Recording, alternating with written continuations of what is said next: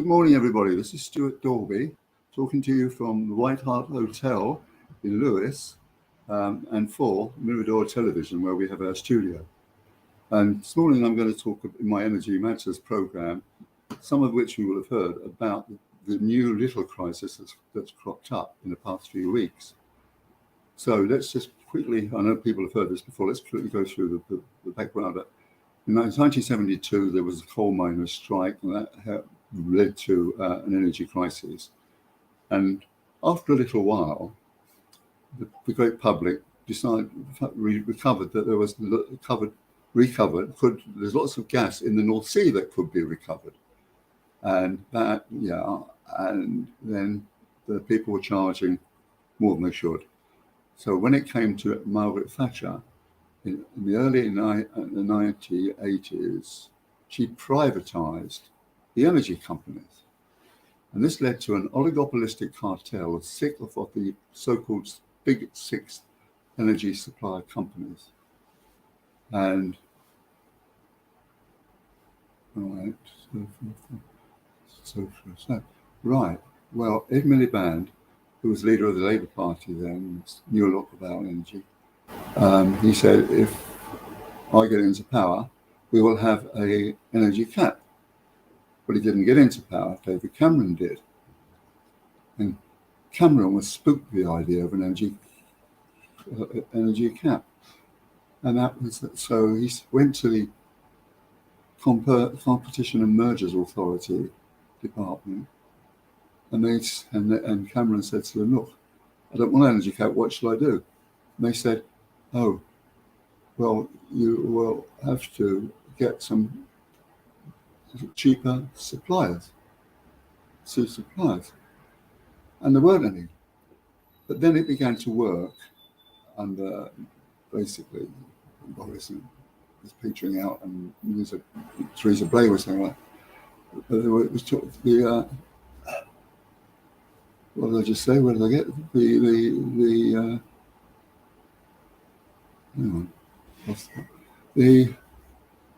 where do we stop?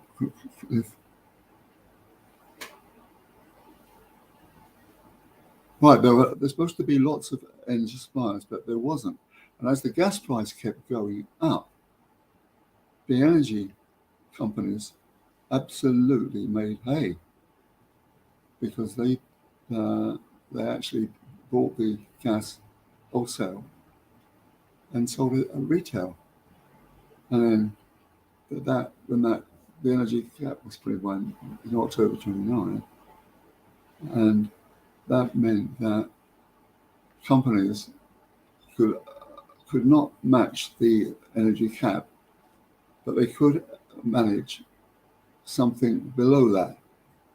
So they could say your tariff is going to be $950,000 a month.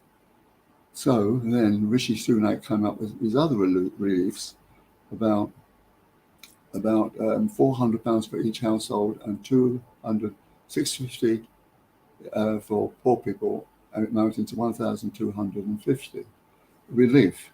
Now, I think 3 weeks ago, Mr.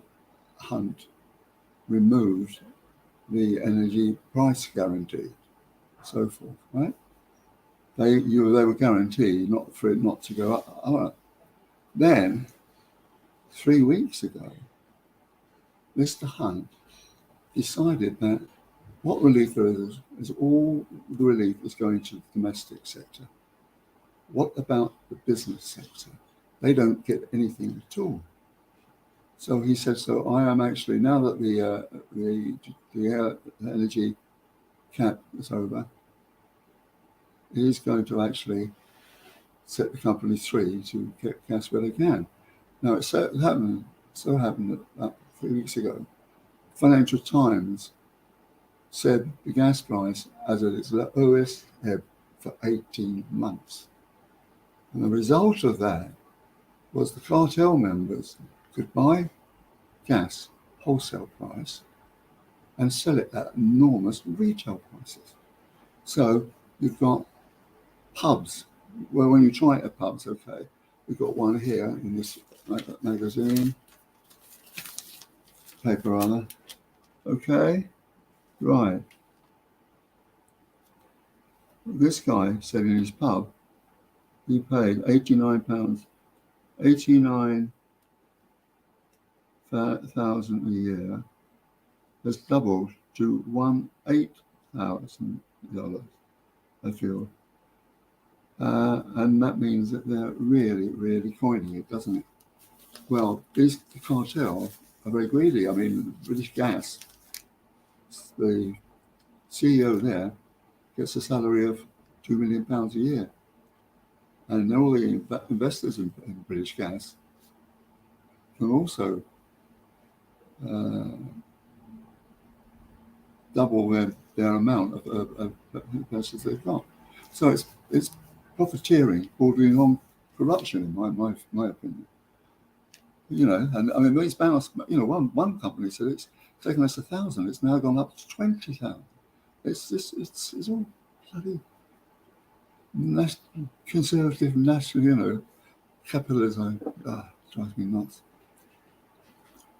So what's the latest in the last couple of days? Well, there's not much has happened in the last couple of days, but the fact that energy businesses, pubs, are going to have to pay far more than they were. I guess that will trickle through quite simply. Right. So what explain to us, Stewart, which is obviously very clear to you, but to some of us is it's widely being used in newspapers and on the media is in April it's all going to change and it's all going to go up and so on and so forth. So what happened this last weekend that's going to change the scene? Okay, this weekend my council tax went up to 222. My EDF bill cleared is 180. That hasn't gone up because I get a smart meter. Right. And I go in and I say, look, the smart meter says this, but you're offering this. I said last time the meter said the usage had been £500, the usage, but they didn't take into account that 250 that no, hang on a second. I lost the plot here. So tell me again what you want, and I'll. It's that there is. It's been widely reported that things are going to change as of April. So what's changed? What's changed for me is very little, because I set the target of my own, and I 180. Right. So for other people, it would have gone through the bloody roof. Right. Because of what Hunt has done. I mean, you know, I've private a pub, so you know, got one bloody bar, £1,000. You know, with the fruit machines and all the rest of it, they need the money. Yes. Yeah. Now the government has been pumping in something like I don't know, £70 a month to try and lower some energy bills. Is that going to continue or not? Apparently, no. It's over. It's finished. It's over. Yeah. So his bills will go up by 70 quid at least. Well, according to Martin Lewis, bills could go up by 800 quid, but I don't know whether it's true or not.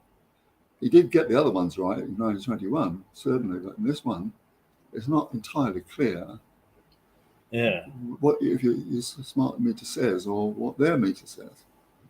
And with cold weather, you needed that heat, didn't you? You needed, so of course bills would have gone up, right? Yeah. But now it's not sunny, then perhaps the bills won't go up. Well, They've actually said in this article recently that the energy cap has just gone to 2,000 for one company, and it's gone to under 2,000 for another. So, through poverty has disappeared, which is a good thing. But let's just see how it pans out. Right. I mean, you can't sort of say, "Oh, all this money is going to domestic. What about those poor business people?" I mean, it's just weird. Why didn't they sort of sort that out earlier? Yeah.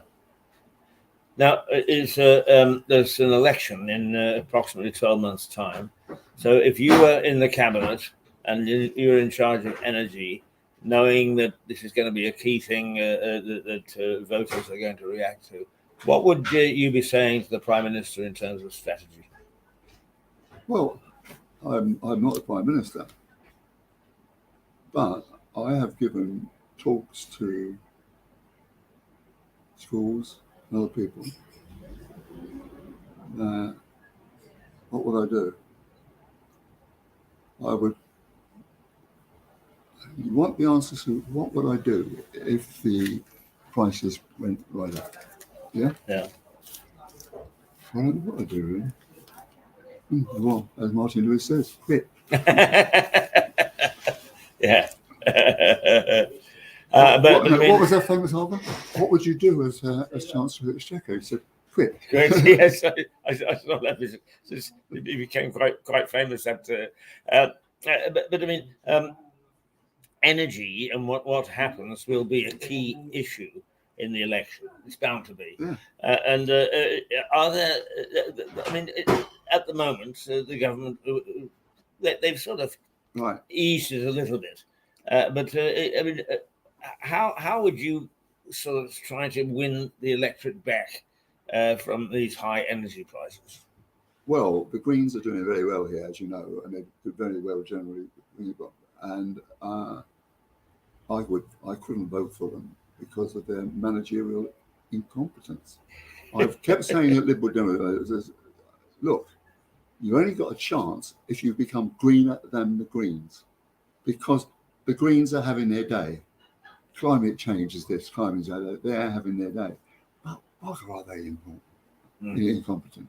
I mean, I've told you all this. Yeah. You remember back in the day that I went to a sustainability meeting in 2019, and I think it was basically run by the Green Party. And they said, we are going to have carbon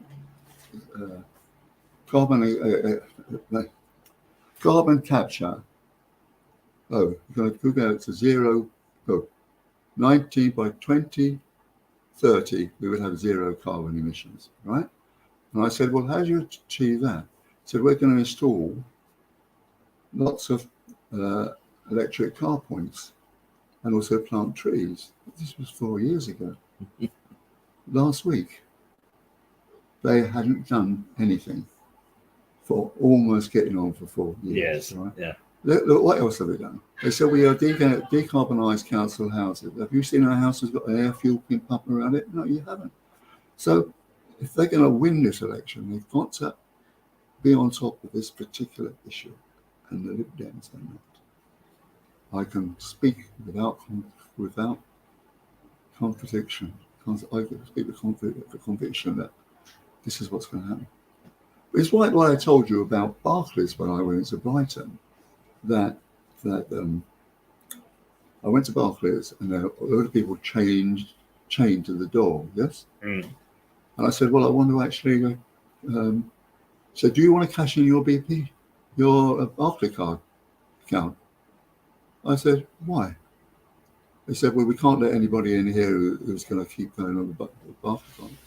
I said, why that? Barclays card works for BP, right? So I said, all right, I do actually owe the Barclays card about £9. Here you are, will you let me in? And then I really, when we got outside, I met David Green, a councillor. And I said, look, I've been writing about renewable energy for all these years now. Okay, and I know an awful lot about it. And the real problem is that there has not been enough investment in renewable energy and renewable energy companies to meet the energy mix. And that comes from Dieter Helmer, professors of what's it, so forth and so on. So they've missed the trick. And there's another person about the Greens, for example. New Statesman had a very, very good article in it not so long ago, which said basically that they only had one, it was said that the Green Party could have become the major party in opposition, right? Mm-hmm. But it hasn't become the main party simply because of its managerial skill and its managerial skills and its climate change pursuits and so on and so forth. So what I think will happen is that the Greens will get a really good, and these guys won't, the Liberal Democrats won't, which I regret. And then you think back to it, even Boris now is out to bring out in Boris fossil fuels. So they're not going to get their way about BP. It's just not going to happen. I mean, they're still, the bulk of that they're still doing. Because simply they haven't been investment in renewable energy. Right, you are. Right. There you are. I'm Well, going is your interview is a bit postponed, Stewart, but you've got a very interesting guest in the wings, and in future days that you'll bring on, one that I think everybody would like to listen to. But it is now 1:45, almost 10:02. Let me see. We'll get the exact time of 10:49, 10:50, and so we'll say toodle pip for this morning. Toodle pip. And I hope that you found our new acquisition, Richard, interesting. And the old man here has always got good stuff. So here we go, and we'll say goodbye.